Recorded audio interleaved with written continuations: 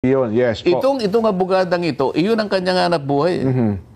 Kaya nga may mga branches sa Senate, di ba? Ngayon sasabihin niya, hindi. Maring hindi mo pirma yon, pero sisiguruhin ko sa'yo, kung nakikinig ka, Atty. Espera, tao mo yung nilagay mo doon. Kasi hindi ka abot sa pang-8 libro. Kung wala kang taong itinalaga doon at siya ang pumipirma in your behalf. At marami akong makukuha dokumento. At sa sandaling makuha ko yung mga dokumento na yan at naikumpara ko na yung pumirma kay Gutesa, ganun din yung nakapirma doon sa mga ibang dokumento na dumaan sa iyong opisina, may kalalagyan ka, attorney. Yan masasabi. Requirements ang Meta kasi, Jen, yung Facebook, na bago ka makapag-publish ng ads, kailangan meron kang makikitang meron silang mobile number, no? Yes po. Para magbabayad. Pinacheck ko yung mobile number. Ito ay nakarehistro sa isang tao na nagngangalang Luis Orbon. Ayan, Luis Orbon. Oo. Okay. So, isa sa pangalawang requirements ng Meta, kailangan meron kang email. So, makikita mo dyan yung email nila. Ayan, hello@cdgminds.com. Ang ano kasi, yung ginagamit nila ay CDG. Yung advertiser is CDG Media Minds. Yes. Ayan, makikita mo, no? So, yung phone number nakarehistro kay Luis Orbon. Ayan ang email nila. At ang website nila, nandyan din dyan, mababasa mo, cdgmediaminds.com. Opo. Ang address nila ay Pasig City, NCR. Yes po. So, kung nakikinig si Luis Orbon dyan, kung totoong tao ba yan? nagtatago bilang CDG Media Minds sa anino ni Luis Orbon.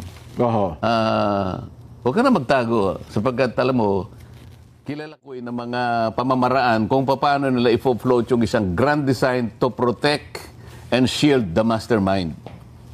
Yung mga malalaking tao sa likod ng maanumalyang yan. Una, yung scapegoat strategy. Scapegoat strategy, okay. Hanap sila ng sino yung mapagbalingan nila.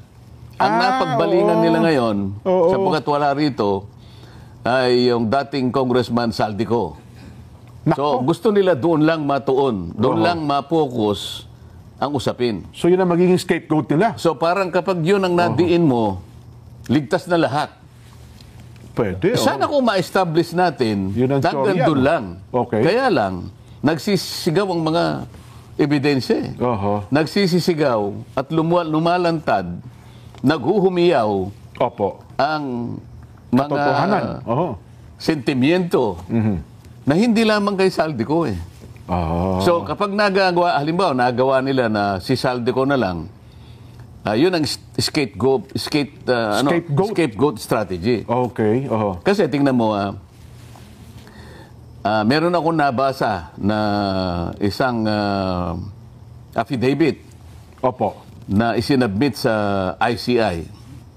Yung ICI, ito yung Independent Commission for Infrastructure. Yes po, isang malaking tao na inimbita doon at pinagsubmit siya ng affidavit. Kapag binasa mo yun din, nilaglag si Saldico. So talagang... So doon, lilitaw doon, talagang scapegoat. Sasabihin niya, maihinuha mo kung sinong tinutukoy ko rito. Wala po akong kinalaman dyan. Maaring ako po ang pinakamataas doon sa institusyon na yon. Ngunit wala akong kinalaman doon sa ginagawa ng mga chairman. Lalong-lalo na yung chairman ng Appropriations Committee. So makikita mo, merong direction talaga yung scapegoat strategy. Gusto nilang papaniwalain ang mga Pilipino, mga kababayan natin, na hanggang doon lang. So kapag naipagtagumpay nila yun, teka muna, may maliligtas ngayon. Maraming ma-absuelto, parang dating, gano'n? Sa akin kasi, hindi. Sinabi ko, kailangan matukoy natin kung sino talaga ang pinakautak, pinakaugat ng lahat ng ito. Tapos susunod, undermining the whistleblower. Okay. So parang minamaliit nila, Kong. Ang daming nag-whistleblower. Minamaliit nila yun, ngayon, mamaliitin nila ngayon. Ang pinaka-classic na example ay yung Orly Gutesa. Yan, Ayan, di ba? Kasi ang importansya nung sworn statement ni Gutesa, siya lamang ang natatanging testigo na lumabas doon sa pagdinig na yon, na kumonekta kay Saldico hanggang kay Martin Romualdez. Opo. Yun ang distinction. Kaya medyo nagulantang sila ron. Oho. Lahat ng paraan ngayon ginagawa para i-discredit si Gutesa. Ma-undermine, totoo nga. Oo, nakita mo, nag-umpisa sila sa notaryo. Yan. Oho. Tingnan mo, may nagsabi pa maski na sa Blue Ribbon Committee, talagang ikinagagalak nila yung gumawa ng pagsisiyasat yung presiding judge Manila. ng Maynila. Opo. Napatunayan daw na talagang peke yung Pirma ni Espera. pirma ni nung abogadang nagnotaryo. Oho. O pagkatapos na nila ma-establish nila yon, fraudulent yung statement. Sinundan ng gano'n. Oo. Oho. Unang-una, hindi man lang nila pinag-isipang mabuti, maaari ngang hindi pirma yun nung inaakala ni Gutesa na nagnotaryo sa kanyang dokumento. Mulat sa pool naman talagang peke yung pirma, hindi talaga Oo. yung attorney. Oho. Pero hindi man lang nila sinikap na puntahan, pwede naman nilang puntahan ituturo naman sa kanila. Saan ba kayo nagpanotaryo para makita natin sino ba yung nandyan? Yan. Kung hindi yung pumirma, sino yung nandyan? Oho. Hindi kasi hindi natin pwedeng tanggapin sapagkat pinaka-imposible yun na si Gutesa, siya yung mismo nga hanap ng mga libro nung nagnonotaryo para makita niya Yung huling kung anong pahina, ilalagay niyang document number. Yes po. Makukuha lamang yun doon sa pinakalibro nila. Yung notarial register nila, sunod-sunod yun magmula sa number 1, 2, 3. Sa pagdaan ng panahon, dadami yung nagpapanotaryo. Opo. Doon sa panahon na si Gutesa ay pumunta ron, siguro nasa 500 plus na yun Opo, pati halimbawa lang, yung pinanotaryo ni Gutesa ay number 522 na yun. Opo. Page sa halimbawa 125. Saan makikita ni Gutesa yun kung hindi sa mismong libro nila na nandun sa loob ng kanilang opisina? Tama. Oho. Pagkatapos, dinakita ko naman rin Ni Gutesa yun, nakita no? ni Gutesa. Oho. Palagay mo, nagkaroon ng milagro, nakita ni Gutesa yun. Yan. Saan niya kukunin yung stamp pad? Ayun. Para tinatatak. i-stamp niya doon sa pinakahuling bahagi para lumitaw lahat yung notarial details. Oo.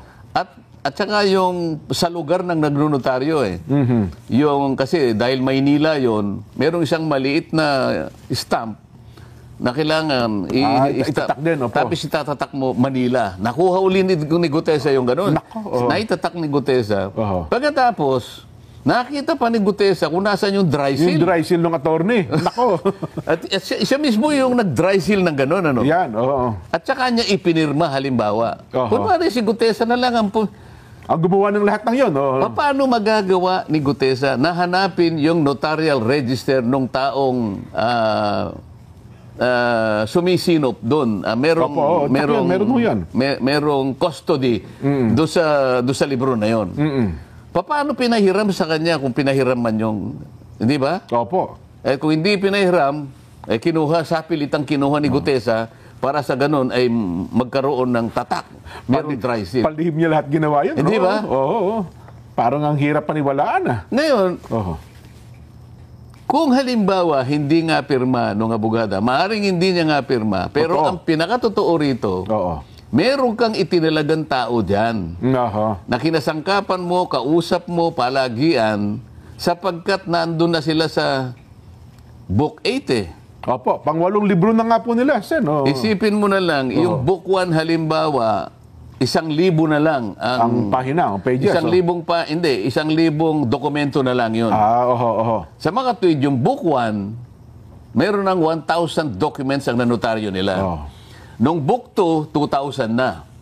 Nung Book 3, 3,000. Book 4, 4,000. Book 5, 5,000. Book 6, Book 8 na Opo. So papalapit na sa 8,000 documents Sino yung pumipirma roon na itinalaga mo? Kung hindi man ikaw ang talagang pumirma roon. Dapat bali na, ngayon, ito naman Blue Ribbon Committee, hindi man lang nila pinatawag kung sino yung taong nandoon. Opo. Di ba? Paano nakuha ni Gutesa? Sino yung nagpahiram kay Gutesa nung dry seal o kaya yung stampad? Oho. Kung a-assume natin na si Gutesa lahat ang gumawa ng lahat ng ito. Totoo.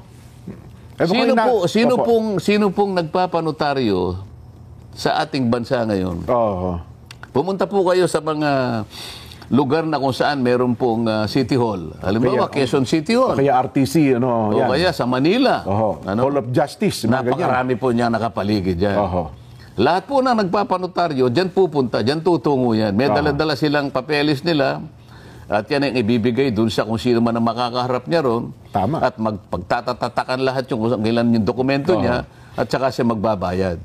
Meron bang isa sa kanilang nagpapanotaryo ang magpipilit na sabihin bago siya umalis, Sir, ma'am, Oho. pasensya na po, bago ako umalis, ay gusto ko pong malaman kung kayo po talaga yung pumirma rito. Kayo po ba yung, kasi po nakalagay rito, Attorney Espera. Ayan, oho. Kayo po ba ito? Kayo po ba ito? Oho. Halimbawa, sinabi niya, pakipirma niyo nga uuli ito, baka hindi po kayo ito eh. Nako. Oho. Meron ba taong magsasabi ng gano'n at magpipilit at uusisain niya na yung pumirma talaga ay yung nakita niyang taong nandun?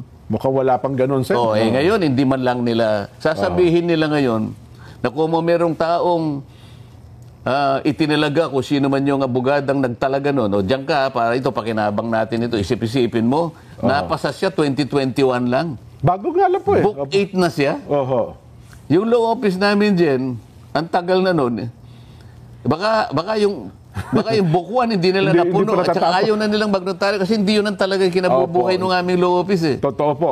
Nangangailangan lang kung minsan ay talagang mabilisan may pagnonotaryo. Kaya lang siguro maaring maglagay kami ron. Pero yung talagang para yun ang gawin naming ang hanap buhay na, hanap buhay, hindi yun eh. Hindi yun, yes po. Itong abogadang ito, iyon ang kanyang hanap buhay.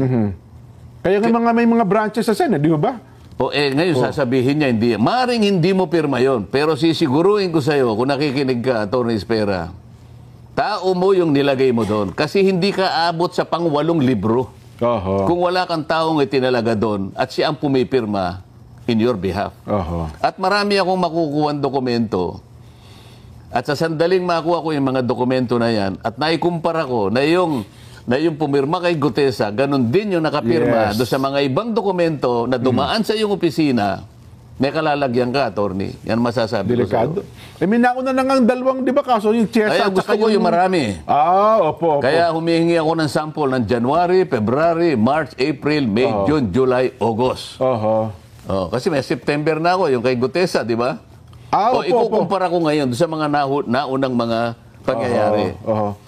At saka sir, bakit ewan ko lang, doon sa executive judge ng Maynila, hindi pa niya nakikita man lang, siguro kinumpara man niya, kasi sinabi nga, peke agad eh.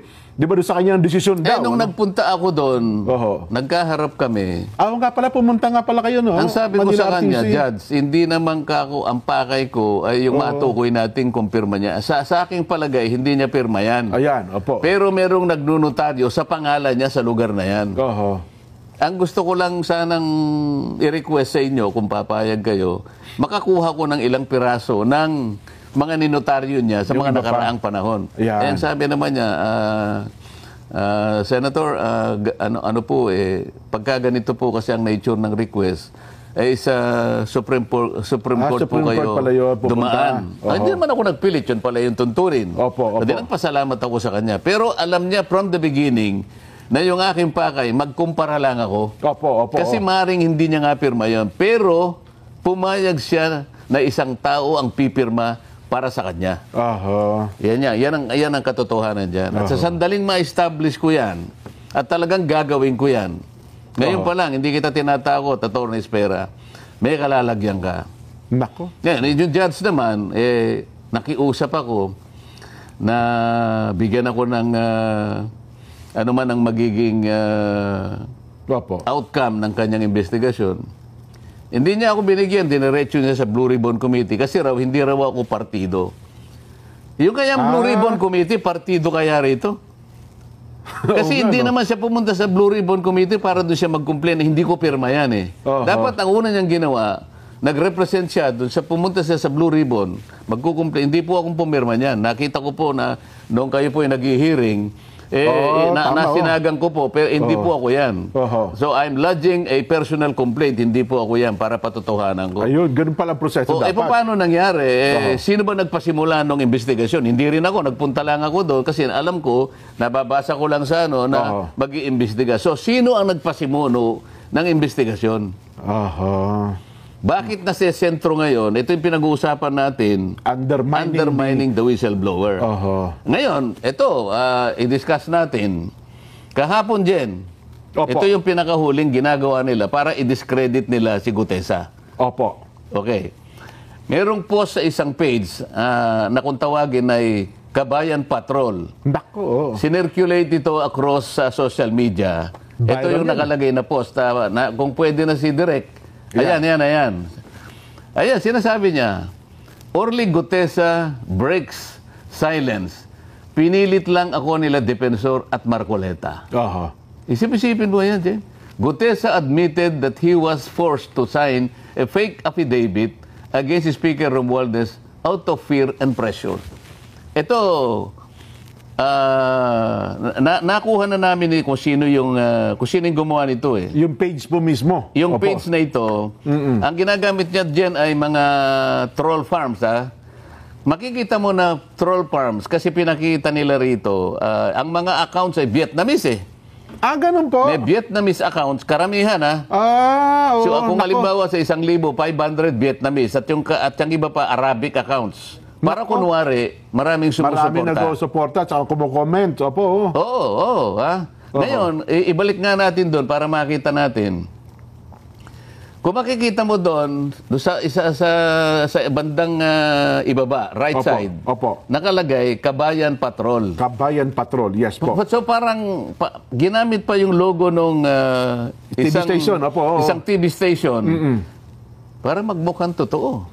So, nakikita nyo ngayon kung ano ang kanilang pakay. Gumagawa ng isang bagay na hindi totoo. Pinilit namin ni Mike Defensor si Gutesa para gumawa ng isang salaysay. Yan ho lumilitaw dyan. Isang bagay na kabaligtaran. Ngayon, anong pakay ng mga... Hindi lang ito dyan, kasi kung punta tayo sa pangalawang slide dyan. Yan. May requirements ang Meta kasi, Jen, yung Facebook, na bago ka makapag-publish ng ads, kailangan meron silang mobile number, no? Yes po. Para magbabayad. Pinacheck ko yung mobile number. Ito ay nakarehistro sa isang tao na nagngangalang Luis Orbon. Ayan, Luis Orbon? Okay. So, isa sa pangalawang requirements ng Meta, kailangan meron kang email. So, makikita mo dyan yung email nila. Ayan, hello at cdgminds.com. Ang kasi, yung ginagamit nila ay CDG. Yung advertiser is CDG Media Minds. Yes. Ayun makikita mo, no? So, yung phone number nakarehistro kay Luis Orbon, ayan ang email nila. At ang website nila, nandyan din dyan, mababasa mo, cdgmediaminds.com. Ang address nila ay Pasig City, NCR. Yes po. So, kung nakikinig si Luis Orbon dyan, kung totoong tao ba yan? nagtatago bilang CDG Media Minds sa anino ni Luis Orbon. Huwag ka na magtago sapagkat alam mo, kilala kita. Ano ba? Kilala niyo ba? Masyado namang babaw ang pagtatago kasi nila. Halatang-halata. Akala ba nila? Alam mo, Luis Orbon, siguro maaring na-underestimate mo ako na hindi ko kayang suriin kung nasaan ka o kung sino ka. Makukuha kita Maghintay ka lang. Kasi akala nyo hindi kayo marunong sa computer, Sen, at saka hindi kayo marunong sa social media, Hindi nga ako marunong, pero may pamamaraan naman. Ayan, tama po kayo. May pamamaraan tayo dyan, di ba? Ngayon, puntahan natin yung ibang slide natin. Yan. Ayan itong CDG Media Minds ay nag-handle ng 4 na pages sa Facebook yan. Bukod doon, meron pa sa iba. Kaya sila ang sabay-sabay na nag-launch ng fake news campaign.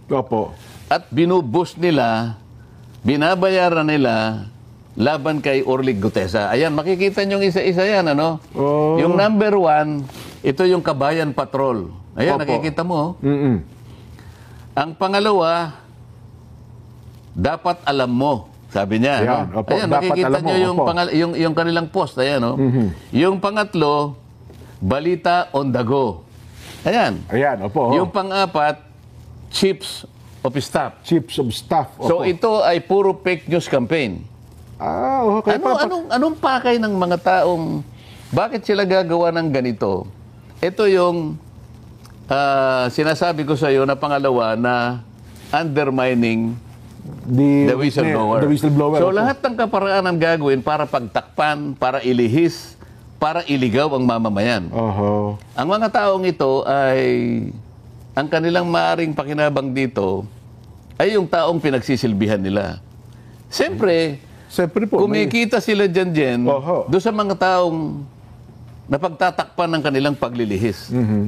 Yung kanilang agenda. Opo. At para iligaw ang ating mga kababayan na maring maisip nga nila na, ganun pala yun, ganito pala yun. Oho. Kaya natin dinidiscuss dyan para malaman ng taong bayan na ito ay puro fake news na ginagawa nila para magtakip, para isalba, para proteksyonan Oho. ang mga nasa likod ng mga iniimbestigahan natin. At kung nanonood ba yun, nabasa mo ito ni Gutesa, baka humina ang loob yun, ho. Oo. Kasi puro, nasaan si Gutesa, nasaan si Orly. Pare-parehas yan, ho. Iba't ibang uri ng ads. Puntahan natin yung isa pang slide direct. Oo. Ayan, tingnan mo yan. Iba't ibang uri ng ads na puro paninira, iisang target. Si Marine Sergeant Gutesa Oho. at ako. Yan, ay may git na 10 ads yan din. Ano? Ito ay ni loans October magmula 24. no October 24 hanggang October 29. So talaga palang ano, no? So, Oo. ito pa. Alam mo, ang kanilang ginagasta bawat araw, Opo. merong range from 500 pesos to 4,000 pesos. Ayun, oho. So, gagasta sila. Noong una, medyo nagtitipid eh. Kasi 500 pesos lang. Ngayon, mga cheap naman itong mga ito eh. Manlilin lang ka lang, galingan mo na, di ba? Oo naman, oo. Ngayon, siguro naisip nila, teka, baka kailangan nating pag-ibayuhin. Binubus so, na umaabot gusto, no? hanggang 4,000. Binubus nga sila. Opo. Ang tinatarget nilang audience hanggang 1 million. 1 million users or more. Oo. Yes po, oo. So, ang gastos nila sa loob ng isang buwan, umaabot ng between 20 to 30,000 pesos. Kasama yung boosting din. Oo. So, ano ang pakay nila? Oo. Manlin lang. Opo. Mailigaw ang taong bayan. At So, ang talaga, gastos oo.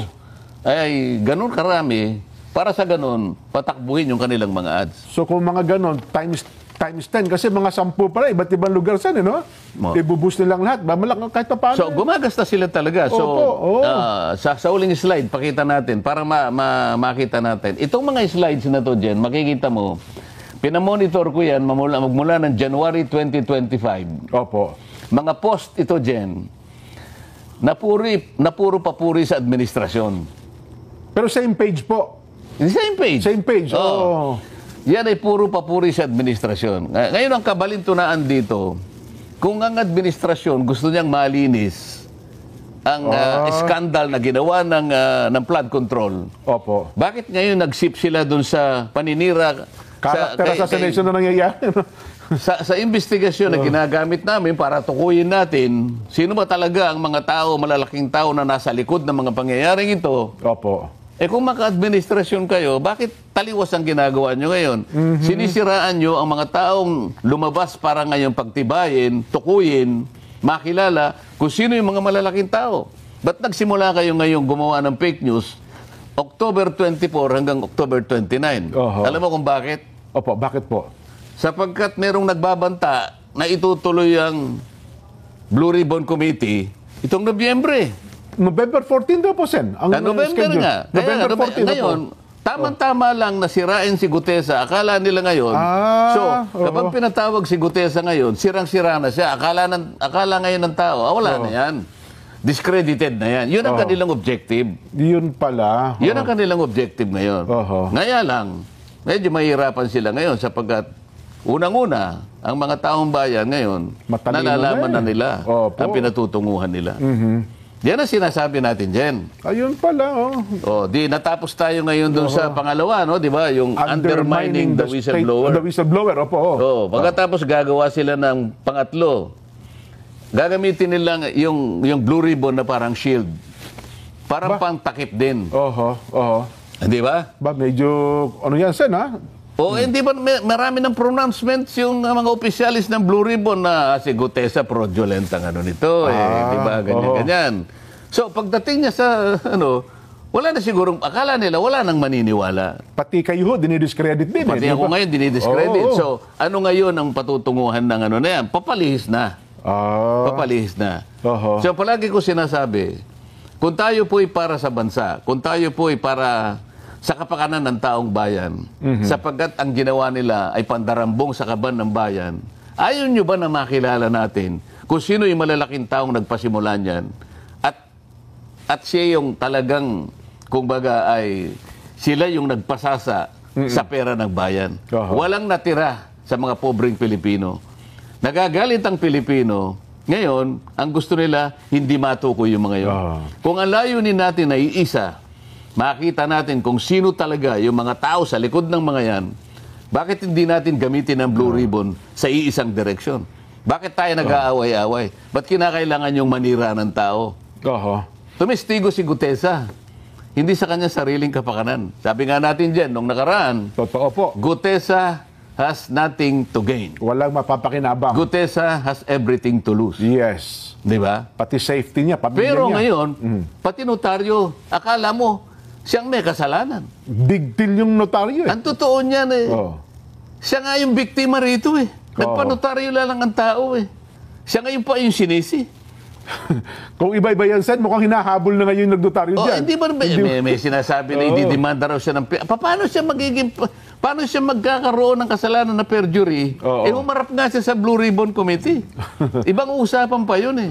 Sumumpa ako sa harap ninyo. Pinagtatanong ninyo ako. Pagkatapos, igigisa ninyo ako dito sa notaryo na kaya ko lang namang ginawa yun sapagkat yun ang sinabi ni Senator Marcoleta, pandagdag sa aking kumpiyansa sa kanya, ipanotaryo mo yan. Dahil hindi ko nga siya kilala eh. So, siya ngayon ang biktima, siya ngayon pa yung ginagawa na siya may pakanan yan at ngayon itong ginawa nila ngayon na pinilit daw namin ni Mike Defensor. Isip-isipin mong gagawin ng mga tao ito. At meron pang, isingit ko lang siya, dagdag ko, meron pang mga ilan ngayon, mga abogado nagsasalita na pati daw yung senador, ayaw pang tukuyin yung pangalan niya na nasa likod ni Gutesa ay maaari din papanagutin. Isip-isipin mo. Mga abogado ito siya na nagsasalita. Mga abogado? Mga abogado rin po eh. Nakakaawa naman yung mga abogado. Yun po ang sinasabi nila. Kasi nga, kung papapaniwalaan nilang tao na pinilit nga namin siya ni Mike Defensor. Yan, yung punto na yan. Hindi ba? Pati yung doon sa notaryo daw, kung bahagi daw yun ng parang pagmamali o pagpeke doon sa kanyang affidavit, may pananagutan din daw kayo doon, Sen. Paano ngayon? Kung mapatunayan na ang dami mo palang ninitaryo, tingnan mo pare-pareho yung pirma. Yun ang malangkot na katotohanan. Paano pananagutan ito? I-disown niya ngayon lahat yun. Paano yung nagpanotaryo sa kanya? Baka mami mag-rally sila doon sa ano na yun. Kung gaano ka, kasi naka-book 8 na pala siya. Nasa book 8 na ito eh. Palagay mo na lang na 10,000 na tao na yung nagpanotaryo sa kanya. Kasi hindi ko alam kung gaano kakapal yung ano niya yung isang libro eh. Yan. Anyway, Sen, tatlo na tayo. Pagkatapos, meron pang shifting narratives. Yung ipinapalit-palit nila. Di ba? Nag-iiba-iba ng ano. Sabi nila, pwede natin gawing state witness ganito. Teka muna, ikaw ang pinakamalaki dyan eh. Ikaw pang magiging state witness. Nakikita mo yung nakikita mo yung pattern. Yes po. Mga pattern ito eh. Kapag ito'y pinagsama-sama mo yung pattern na to, maliwanag na maliwanag, ililihis nila. Ayun. Isisinsay nila yung katotohanan. Kaya pala dinidiscredit din ng mag-asawang diskaya. Kasama yun eh. Ito yung panghuli, ito yung diversion and deflection. Di ba? Panglima. Diversion and deflection. Paano naman daw nila gagawin yan, Sen? Yung ano? Yung diversion and deflection na binabanggit ninyo. Ibiblame nga nila yung kamukha ng, hindi, ang may kasalanan yung nakarang administrasyon eh. So yun ang diversion. Hindi ba pinipilit nilang palitawin dun sa mga naunang tumistigo? But teka muna, bakit ito lang yan? Paano yung between 2012 to to ganito, 2016, between 2010 to 2016, nasaan yung mga yun? Yun ang diversion. Kaya pala... So ibig sabihin ngayon, teka muna, kasama ba sila sa 2025 na pati yung budget nilikot ninyo? Kasama ba sila ron? Kasama ba sila doon sa mga tumira ng program? Kasama ba sila doon sa allocable? Kasama ba sila sa leadership? Pinag-uusapan natin one administration ago. So, pag sama-samahin mo itong pattern na to, iisang direksyon ililigaw natin. Para sa ganun, makaiwas tayo. Para ngayon, makalimutan natin, sila yung matukoy. Mga ilang lang naman yan. Alam mo, Pilipino, malilimutin yan. Pag may bagong issue, yan. Yun ang kanilang pag-asa. Kaya mga kababayang nakikinig, wag po kayong bibitaw. Wag nyo pong kalilimutan na ang inyo pong pera, ang pera ng kabanang bayan, ay inaswang po ng mga tao ito. Nako. Wag po kayo makakalimot. Ayan.